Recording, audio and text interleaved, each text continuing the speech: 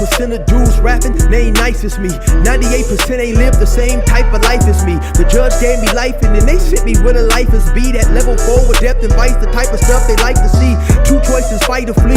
I refuse to die a chump. I never been a mark, but damn, it's scary when that riot jump. I seen dudes cry, get pumped, and some sexually brutalized. Knew a dude who lost his life and he was only doing 5 year-long racial fights when homie all you do is ride. Lonely days and nights up in a hole causing suicide. From the moment you arrive, you see the Mexican mafia, AB skinheads with big giant swastikas, pro-black philosophers, the BGF, the Kumi, and Muslims who will murk you from the nation to the Sunni. That MS was loony, quick to ride up on they rival. Even Christians went to church, hide knives up in they Bible. Political and tribal, the Crips and Damus, the Long Beach, the Hubs and the Dubs and the Grooves, the IE, the Bakersfield, the Dago Pyrus, the Hustlers quick to roll, the gangsters gon' move. Whatever click you choose, you better Say, what's cracking, YouTube? It's your boy 16 to life, and I'm back like I'm on a parole violation. Yard down! Now, for those of y'all that's new to my page, in 1994, I got arrested. I was eventually sentenced to 16 years plus life, and I served 24 years straight in the California prison system. During those times, I accumulated some good stories and insight on prison, and I'm going to share some with y'all today. In the event you happen to like this story, definitely be sure to hit the like button, leave a comment, subscribe, and most importantly, hit that notification bell. That way, anytime I drop a story, you'll be notified ASAP, and you can hop on it whenever you're ready. So today, I'm reacting to a video by another YouTuber by the name of Dubss. Dubss actually happens to have a prison channel, and he done 24 years as well, just like myself. Dubss is extremely insightful and astute when he breaks down his videos. He's very always thoughtful, and if you haven't checked his channel out, definitely be sure to go check his channel out. So he's going to be talking about today how in prison the Southsiders dealt with the blacks differently during times of war. So let's get into it. So it was never, and you know, that's why I trip when people say, oh, well, the Raza from Southern California has the numbers. Of course they did. When it comes to Northerners or Bulldogs or Paisas, of course, yeah, that's true. And so imagine if there was an incident and there's 100 vatos from Southern California on the yard and there's 20 from Northern California. And they say, everyone's going.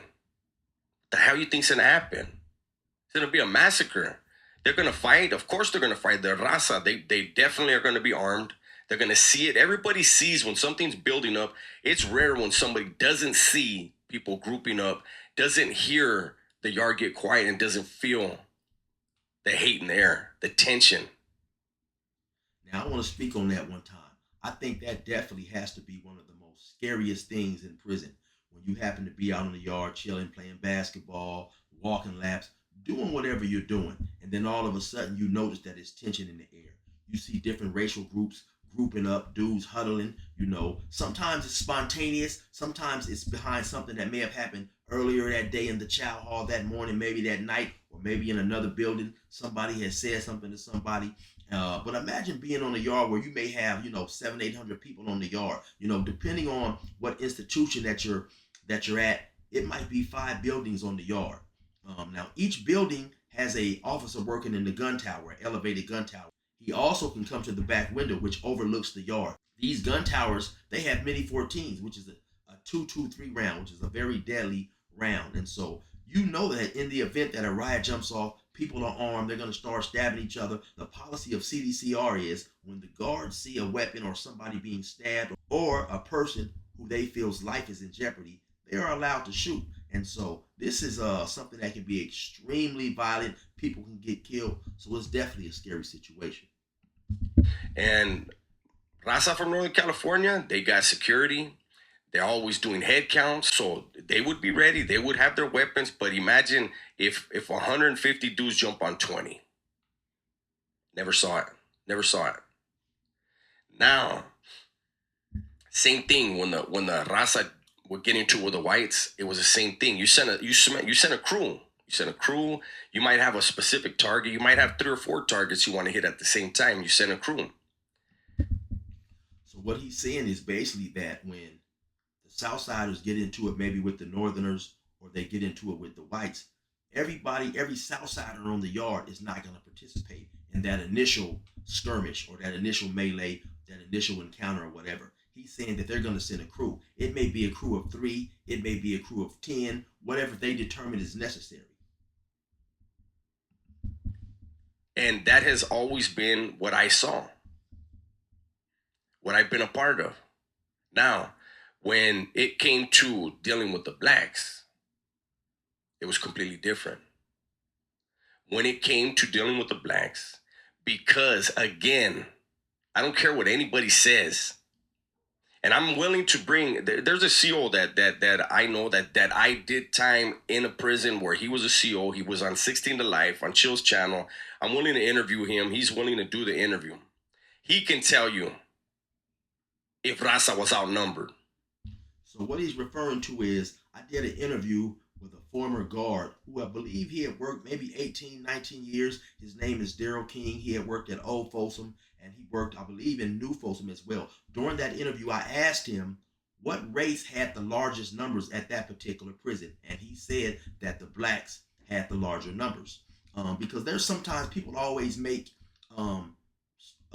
comments about what racial group is the biggest in prison between the blacks and the Mexicans. And the implication behind that is you're only winning these certain wars because you have more numbers. Dubs on his channel made a good point. He said that, at these prisons where the Mexicans have the larger numbers, they're not always Southern Mexicans. There are Northerners, there are Bulldogs sometimes. In my experience, I've never done any prison time or a lot of prison time with Northerners, Bulldogs, except for when I was in Salinas. A lot of times my prison experience has been in down south prisons where due to lower numbers, they didn't send Northerners or Bulldogs. So it all just depends on what prison that you're at. And so when Raza's outnumbered, they don't have time to say, let's send a crew. Because when the Raza engage in warfare with the blacks, they go after everybody. They go after Crips, Bloods, Kumis, the non-affiliates, everything. And they also will tell the Christians, if you're Raza and you're out there and you ain't getting off, that's your ass, because of being outnumbered. Now, as you just heard it mentioned, when the riot kicks off between Mexicans and blacks, the Southern Mexicans are going to attack everything black. So just imagine being on the yard, right? And you're a Christian, or you're not affiliated with the Crips or the Bloods, but the initial incident is behind a Crip saying something disrespectful to a Southern Mexican, or whatever the issue may be. But you still, if you're on that yard and you're black and that riot jumps off, you are definitely going to have to participate, if nothing else, to save your own skin. Because as you heard him say, they're attacking everything black. So when the riot jumps off and you're black, they're not just to run up to you and ask you, hey man, are you a Crip? Were you involved in this? They just going to be on you. Beep, boop, bop, bop. They going to have them things, and it's going to get ugly. And so, I don't think just because a person is in, a lot of times I think people have a perception of Christians as nonviolent, and that's not necessarily the case. Especially if you're in prison, depending on what prison that you're in, you're going to know the climate of that prison. And so even though you're trying to change your life around and seek living in harmony with whatever your higher power says, it's not always going to be, it's not always going to be a peaceful journey when you're in prison. But everybody's expected to perform. And I know that may come as a shock to some. Some of you out there that watch, I know Preacher Man, I know he's a Christian. I got a lot of Christians that watch me too. And the thing is, you're not expected as a Christian, you're not expected to use a weapon.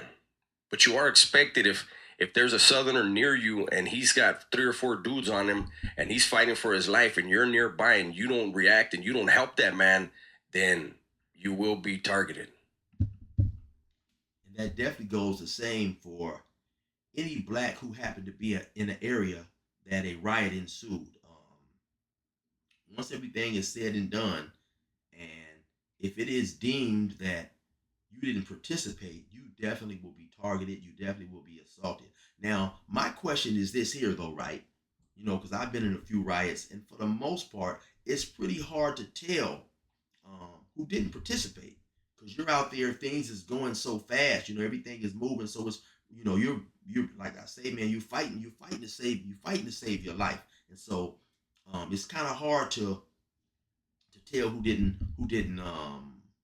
participate. I remember one time seeing a riot between a black on black riot between two groups of dudes from up north, and I don't remember exactly where they was from. But I'm out there laying on the ground, I'm watching it, and it's hard because there's so much going on. You got fights over here, you got fights over there. I'm trying to look and see this, trying to look and see that. So once again, it's hard. But in the event it is determined that you didn't participate and help your people, whoever your people are in a riot, you definitely gonna have some violence coming your way. Brown has to support Brown, and in a war that big.